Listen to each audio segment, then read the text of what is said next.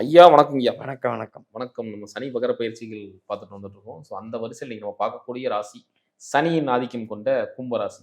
So இந்த கும்ப ராசிக்கு எப்படி இருக்கு? 2ஆம் இடத்துல சனி பகவான் இருக்காரு. அதுவும் வக்ரமா வேற ஆகுறாரு. பண ரீதியா இருக்கக்கூடிய ஒரு ஸ்தானம் சொல்லலாம். ஸோ எப்படி இருக்குன்னு சொல்லுங்க?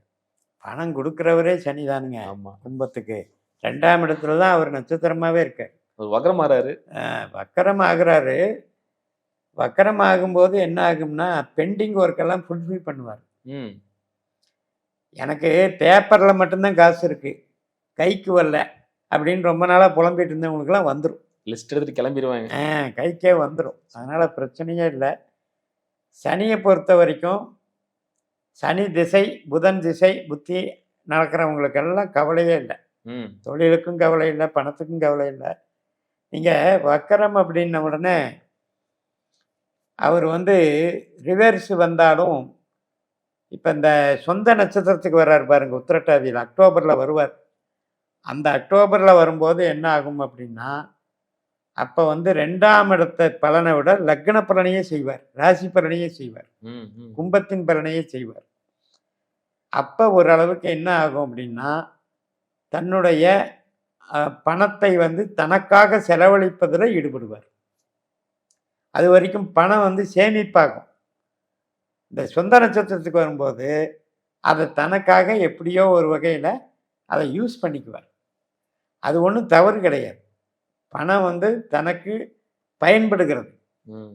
ஆக மொத்தம் கும்பராசிக்காரர்கள் சனி பாதச்சனியில போகுது, 2ஆம் இடத்துல போகுதுன்னெல்லாம் புலம்ப வேண்டிய அவசியமே இல்லை. உங்களுக்கு கஷ்டப்படுறீங்க அப்படின்னா, உங்களுக்கு திசாபுத்தி பாருங்க. உங்களுக்கு திசாபுத்தியில சூரியனும், சந்திரனும், செவ்வாயோ நடந்துக்கிட்டு இருக்கும். ம். அல்லது புத்தியாவது நடந்துட்டு இருக்கும். இது நடக்கிறவங்க தான் கஷ்டப்படுவீங்களா ஒழிய, மற்றவங்கெல்லாம் கஷ்டமே பட மாட்டீங்க. அதுலேயும் எஸ்பெஷலி சனி, புதன் நடக்கிறவங்களுக்கு நல்லா இருக்கும். பொருளாதாரம் நல்லா இருக்கும். சனி புதன் நடக்கிறவங்களுக்கு சிறப்புங்க. ஐயா திருமண வாழ்க்கை எப்படிங்க இருக்கு? அது அவங்க உங்க கொடுப்பினை. இப்போ உங்க ஜாதகத்துல கொடுப்பினைங்கிறது பார்த்தீங்கன்னா 7ஆம் பாவம், 3ஆம் பாவம், 11ஆம் பாவம். இதுல கேது, சுக்கிரன் தான் கும்பத்துக்கு திருமணத்தை நடத்தி வைக்கிற கிரகம். இந்த கிரகங்கள் 2லயோ, 6லயோ, 10லயோ, 2லயோ, 8லயோ, 12லயோ இப்படிலாம் சம்மந்தப்படக்கூடாது. இந்த 7ங்கிறது எப்பவுமே ஒற்றைப்படையோட சம்மந்தப்படணும். 3, 5, 7, 11, 9 இப்படி பண்ணிட்டா பிரச்சனை இல்லை. யாருக்கெல்லாம் 8, 12, 6, 4, 10 இப்படியெல்லாம் சம்மந்தப்பட்ட குடும்ப வாழ்க்கை சரி இருக்காது. இது கொடுப்பினை. ம். இப்ப நீங்க கேட்கறது மொத்தமா 19 சொல்லுங்க கும்பராசிக்காரங்க அப்படின்னா, பேச்சை கொஞ்சம் கரெக்ட் பண்ணிக்கோங்க. நாக்குல சனி. 7ஆம் இடம் எது? உங்களுக்கு சிம்மம். சிம்மத்துக்கு மீனம் எத்தனாம் இடம்? 8ஆம் இடம். இங்க பேசின உடனே அங்க வலிக்கும். நீங்க கணவனா இருந்தாலும் மனைவியா இருந்தாலும் வார்த்தை பேசின உடனே அங்க வலிக்கும். அப்ப பேச்சை கரெக்ட் பண்ணிட்டு டியூன் பண்ணிக்கோங்க. நல்லதை பேசுங்க, பிரச்சனை வராது.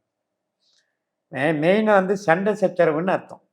2ல சனிங்கிறது குடும்பத்தில் பொருளாதாரம் நல்லா கொடுக்குது அபரிமிதமாக.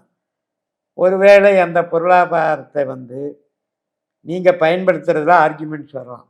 இப்போ 2 பேர் சம்பாதிக்கிறாங்களா, அப்போ என்ன பண்ணுவாங்க? பட்ஜெட் தகராறு வருமா? நான் இவ்வளோ தான் தருவேன், நீ இவ்வளோ தான் தருவேன், இல்லை இதுக்கு நீங்கள் இவ்வளோ செலவு பண்ணுங்க. இந்த ஆர்கியூமெண்ட்டில் தான் பிரச்சனை வரும். ஓ, அந்த மாதிரி விஷயங்கள். அதுதான் கொஞ்சம் பார்த்துக்கணும். சிறப்பு. அந்த கடன் சார்ந்த விஷயங்கள் எப்படிங்க? கடன் கண்ட்ரோலில் இருக்கும். நீங்கள் வாங்கினாலும் பாதிக்காது. அதனால் அது பாட்டுக்கு அது போயிட்டுருக்கும். கடன் இருக்கிறனால உங்களுக்கு தொழிலுக்காக கடன் வாங்கினவங்களுக்கெல்லாம் நல்லது தான் நடக்கும்.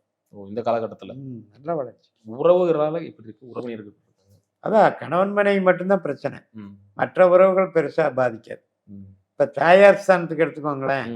4ஆம் இடத்துக்கு 11ஆம் இடம் தான் 2ஆம் இடம். அதனால் தாயாருக்கு உறவுகள் எல்லாம் சீராக இருக்கும். அதே மாதிரி தந்தைக்கு எடுத்துக்கிட்டிங்கன்னா 9ஆம் இடத்துக்கு 6ஆம் இடம் மீனராசி. அதுவும் நல்லா இருக்கு. ஆரோக்கியம் சார்ந்த விஷயங்கள் எப்படி? ஆரோக்கியத்தை பொறுத்த வரைக்கும் இப்போ நீங்கள் ஏஜ் ஃபேக்டரை கரெக்ட் பண்ணிக்கோங்க. சனி எப்பவுமே வயதான பிறகு வரக்கூடிய நோய்களை அவர் அடையாளம் காட்டுவார். சனி தோலையும் அடையாளம் காட்டுவார். கேஸ் ட்ரபிள், நரம்பு சம்மந்தப்பட்ட உபாதைகள், கால் வலி, ம் இந்த விஷயங்கள்ல அந்த ஏஜ் ஃபேக்டருக்கு தகுந்த மாதிரி பார்த்து அது கொஞ்சம் கரெக்ட் பண்ணிக்கணும். ஏன்னா அவருடைய நட்சத்திரமே 6ஆம் பாவத்தில் தானே இருக்குது, பூசம். அப்போ அந்த 2, 6, 10ங்கிறது வந்து புறம் சார்ந்த விஷயத்துக்கு நன்மை செய்யக்கூடிய அதே வேளையில் அகம் சார்ந்த விஷயத்துக்கு கெடுதலும் செய்யும். ம் அதுக்கு ரெடியாக தான் இருந்துக்கணும். நீங்கள் நல்லா சம்பாரிச்சுக்கிறீங்கன்னா இன்சூரன்ஸ் போட்டு வச்சுக்கோங்க. ம் மெடிக்கல் இன்சூரன்ஸ் போட்டு செலவழித்து வைத்தியம் பார்த்துக்கோங்க, சரியாக போச்சு. சிறப்பு ஐயா. ஐயா இப்போ வந்து ஒரு வீடு கட்டுறது அப்படின்னா இந்த கடன் வாங்கி வீடு கட்டலாமா, இந்த கடனில் பண்ணலாமா? கடன் சார்ந்து தொழிலையும் டெவலப் பண்ணலாம், வீடையும் கட்டலாம். ம் நான் சொன்ன மாதிரி தாயாருக்கு சொன்னேன்ல, ஆமாம். அதே மாதிரி 4ஆம் இடத்துக்கு லாபஸ்தானம் ம் அற்புதமாக வேலை செய்யும். சிறப்புங்க ஐயா. ரொம்ப என்ன இப்போ பொறுத்த வரைக்கும் இந்த 4ஆம் இடத்துக்கு உண்டான திசா புத்திகள் உங்களுக்கு எப்படி இருக்குன்னு பார்த்துக்கணும். ம் 4ஆம் இடத்துல இருக்கக்கூடிய நட்சத்திரம் என்ன, மெயினாக சந்திரன். நல்ல நீர்நிலை இருக்கிற ஒரு இடம், ஏரியா. அதில் வந்து இந்த அமைப்புகளுக்கு தகுந்த மாதிரி உங்களுக்கு செலவுகளை கண்ட்ரோல் பண்ணி கொண்டு போங்க. ம் நீங்கள் எப்போவுமே பாருங்கள், குரு எடுத்துக்கிட்டிங்கன்னா மொத்த பெரிய பணம். சுக்கிரனை எடுத்துக்கிட்டாலும் லட்சக்கணக்கில் பணம். மற்ற கிரகங்கள் எல்லாமே நல்ல பணத்தொகையில் வந்து நல்ல பணம். இந்த சந்திரன் வந்து ரெகுலர் இன்கம், ம் மற்றது சூரியன் எல்லாமே வந்து பண புழக்கத்தை வந்து டெவலப் பண்ணி கொடுக்கும். ஆனால் சனி மட்டும் என்ன பண்ணுவார், ரொம்ப வந்து இப்போ கூலின்னு சொல்கிறோம் இல்லையா, ஆமாம். டெய்லி உழைக்கிறதுக்கு தகுந்தது தானே கூலி, அந்த அந்த அந்த அளவு தானே கிடைக்கும். அது மாதிரி குறைந்த வேல்யூ அப்படின்னு நம்ம சனியை வச்சுக்கணும். ம் அதனால் அவரவர்கள் ஜாதகத்தில் சனியினுடைய வலிமையை அறிந்து நீங்கள் வந்து பணத்தை கையாள வேண்டும்.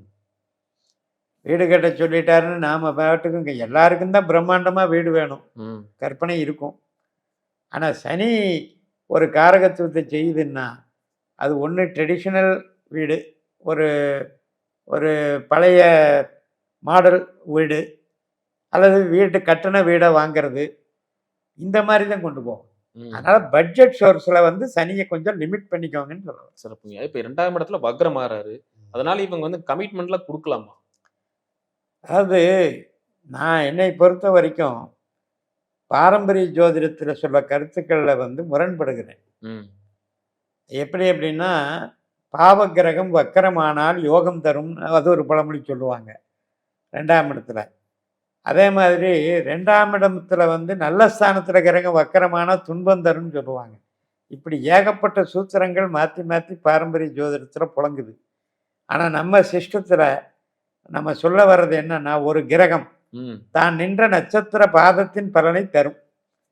வேற அதுல எதுவும் தராது. ஆமாம், அது பாவம் தான் வேலை செய்யுது, கிரகம் வேலை செய்யல. வக்கரங்கிறதுனால சுபத்துவம் பாபத்துவம் எல்லாம் இங்கே எடுபடாது. அதனால் சாரம் தான் வேலை செய்யும்.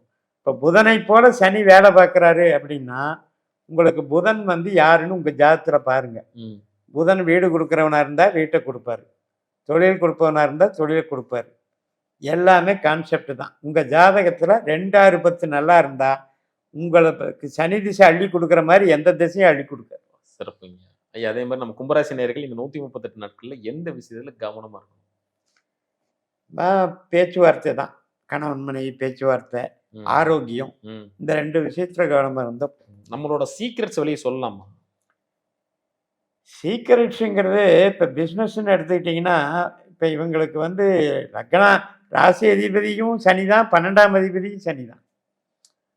அப்போ ஏற்கனவே இவங்க ஆல்ரெடி வந்து அந்த 12ஆம் இடத்த கையில் வச்சுருக்காங்க. அப்போ அவர் வந்து 2ஆம் இடத்துல இருக்கும்போது ஒன்று வச்சுக்கோங்க, சனிக்கு மட்டும் ஒரு ஸ்பெஷல் பழமொழி இருக்குது, ம் கர்வப்படக்கூடாது. சனிக்கு. ம் அவர் எந்த இடத்துல இருக்கிறாரோ அந்த இடத்த பற்றி தற்பெருமை பேசக்கூடாது.